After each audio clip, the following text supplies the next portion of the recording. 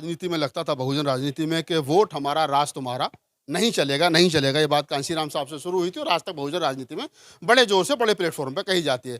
मैं तमाम महत्वपूर्ण लोगों से बात करने के बाद एक बात कह सकता हूँ कि पैसा हमारा और बैंक तुम्हारा, नहीं चलेगा, नहीं चलेगा, नहीं चलेगा। अब जो लोगों को अपने पैसे का, अपने समाज को फ़ायदा पहुंचाना है और जिन लोगों को अपने पैसे से खुद अपनी पीढ़ियों को मजबूत करना है, वो बैंक के साथ जुड़िए। सभी महत्वपूर्ण लोग हैं और विश्वसनीय लोग हैं। आपका पैसा सेफ है।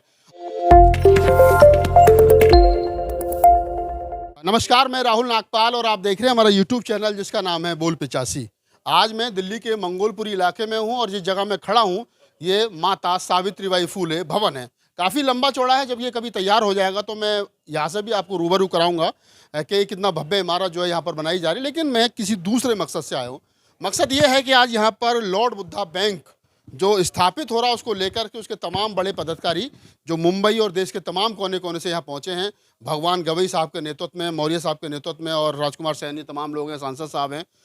उन्होंने एक सपना समाज को दिखाया कि इस देश का जो 85% अवाम है, जिसको बहुजन समाज कहते हैं, उनका कोई अपना बैंक नहीं है। बाबा साहब डॉक्टर अम्बेडकर की कोटेशन है कि वित्तीय हालात जब सुधरेगी तो बहुत सारे हालात ऑटोमेटिक सुधर जाएंगे। तो वित्तीय हालात कैसे सुधरेगी? पैसा हमारा, जनसंख्या हमारी और बैंक हमारे नहीं हैं। तो भगवान गवई साहब ने शुरुआत की है। राजकुमार सैनी साहब पूर्व सांसद हैं, पटेल साहब हैं सांसद, और मौर्य जी, तमाम महत्वपूर्ण लोग हैं। मैं एक एक करके बातचीत करूंगा, रमेश जी हैं, और जानने की कोशिश करेंगे कि आखिरकार ये मन मस्तिष्क में विचार आया कैसे कि बहुजनों का भी अपना बैंक हो, जिन लोगों को खाने को कभी रोटी नहीं थी और आज भी गुर्बत में बहुत सारा समाज जो वो जी रहा है। तो ये कैसे सपना साकार हो पाएगा? गवई साहब से शुरुआत करते हैं। सर, स्वागत है। बहुजनों का बैंक, लॉर्ड बुद्धा बैंक, कैसे सपना साकार हो पाएगा? सपना ज़रूर साकार हो पाएगा, क्योंकि हमारी जो आबादी है 90% के ऊपर है और अभी हमारा समाज सक्षम बन गया है। कोई बिजनेसमैन बन गए हैं, कोई अच्छे अच्छे बड़े हुद्दे पर है, बैंक में, पीएसयूज में, अलग अलग क्षेत्र में डॉक्टर्स है, इंजीनियर्स है। तो हमारी अच्छी प्रगति हुई है एजुकेशन के, इसलिए एजुकेशन के वजह से। तो हम लोग इस आवाम तक आज पहुंच चुके हैं कि हम क्यों न हमारी खुद की बैंक बने।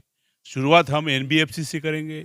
एनबीएफसी का फिर कुछ एक अच्छा परफॉर्मेंस देने के बाद फिर हम लोग इसको प्राइवेट बैंकिंग में भी कैसे तब्दील करेंगे, इसके बारे में भी सोच है, ऑलरेडी प्लान है।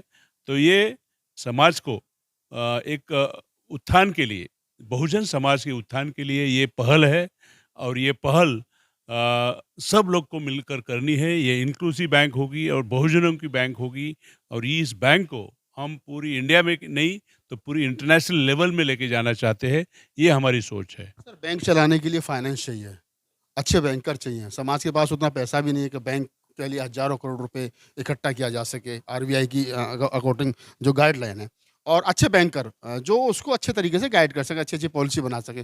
तो क्या भगवान गवई साहब जो एक बड़े उद्योगपति भी हैं, बिजनेसमैन हैं, सफल बिजनेसमैन हैं आप, तो क्या ऐसे लोगों की जमात आपने तैयार की है जो पैसा लगा सकें, जो अच्छे बैंकर हों, जो अच्छी प्लानिंग तैयार कर सकें? देखिए, मैंने अभी मीटिंग में बताया कि हम लोग 1 साल के पहले से ये इसके ऊपर काम कर रहे हैं। तो हम लोग ने अभी तक 7 स्टेट में विज़िट किया, लोगों से मिले और उस विज़िट में हमें अच्छे बैंकर्स मिले, जिसका 30-40 साल का एक्सपीरियंस है। 10-15 बैंकर्स है जो senior position, GM, additional GM के पोजीशन पर है। वो जो प्रोफेशनल्स हैं, वो बैंक का कॉर्पोरेट लेवल जैसा वो संभाल करेंगे। दूसरी बात रही है कि फाइनेंस कैसे, क्यों नहीं, हमारे पास तो मैंने अभी बताया कि बिजनेसमैन है, ब्यूरोक्रेट्स है और उनके पास पैसा है, वो पैसे इसमें डाल सकते हैं निवेश। बट उनको हमें कॉन्फिडेंस देना पड़ेगा, यस आपका पैसा इसमें इन्वेस्ट है और उसका श्योरिटी है, गारंटी है, उसका मिसयूज़ नहीं होगा। इसकी हमें उनको कॉन्फिडेंस देना पड़ेगा।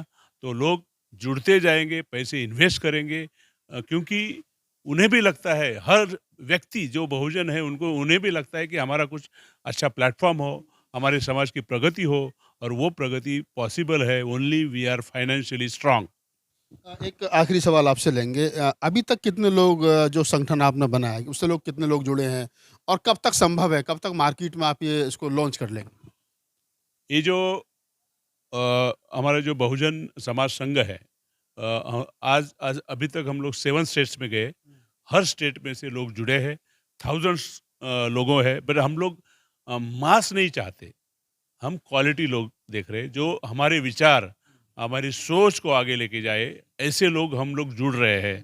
तो क्योंकि अभी तक सब प्रयोग हो गए, और जो नेगेटिव सोच वाले लोग हैं, उनकी वजह से बहुत से संगठन हमारे अच्छे-अच्छे बने और वो बर्खास्त भी हो गए। तो वो हम नहीं चाहते, इसलिए जो पूर्व में गलतियाँ हुई हैं किसी भी प्लेटफ़ॉर्म पे, वो गलती बैंक बनाते वक़्त नहीं होनी चाहिए। हाँ, तो we will not repeat those mistakes again and again. इसलिए पूरी केवाईसी है या कुछ छानबीन करके हम हर व्यक्ति की केवाईसी भी करते हैं। जैसे हम बैंक वाले बैंक लोन देने के पहले उसका देखते हैं सब कुछ। हम हर व्यक्ति की केवाईसी करती है डिटेल में जाकर। डिटेल में जाकर के आप भगवान गवई साहब हैं, जैसा मैंने उनके परिचय में बताया, एक अच्छे उद्योगपति हैं।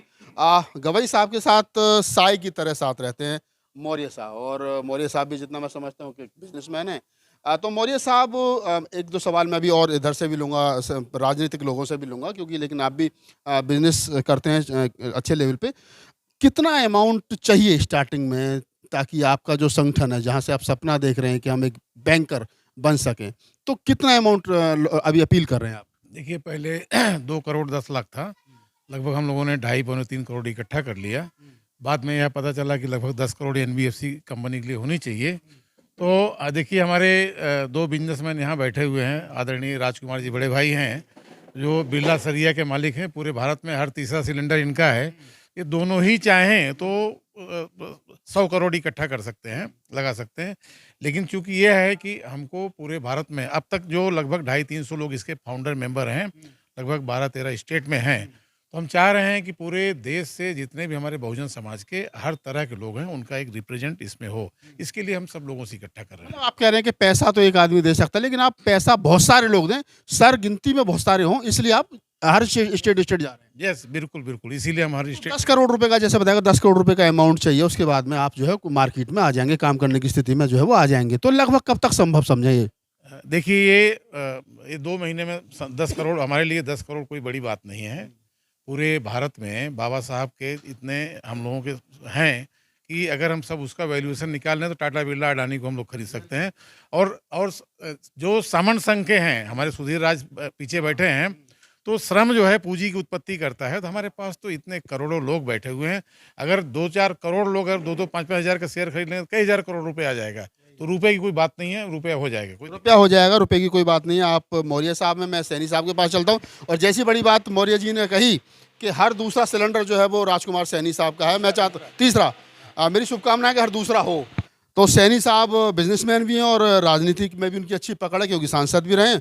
और उनकी पकड़ की बदौलत ये है कि इस बार हरियाणा में मुख्यमंत्री जो है वो सैनी समाज का बीजेपी को बनाना जो है वो पड़ गया है।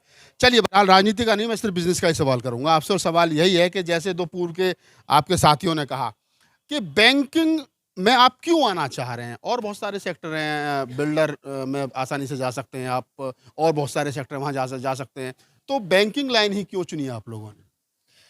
देखिए, ये लड़ाई आज शुरू नहीं हुई।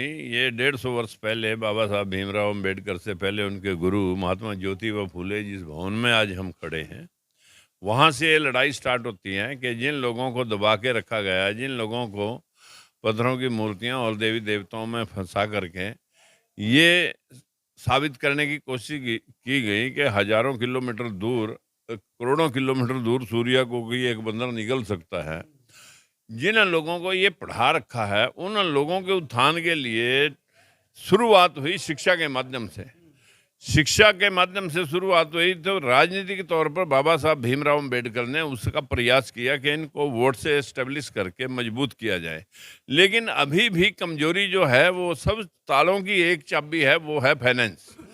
पैसे के बलबूते जब तक समाज में उत्थान नहीं होगा, इनका जुड़ाव नहीं होगा। इनको जोड़ने के लिए सबसे पहले इनको इकोनॉमी, अर्थव्यवस्था और इनके व्यवसाय से जोड़ा जाए।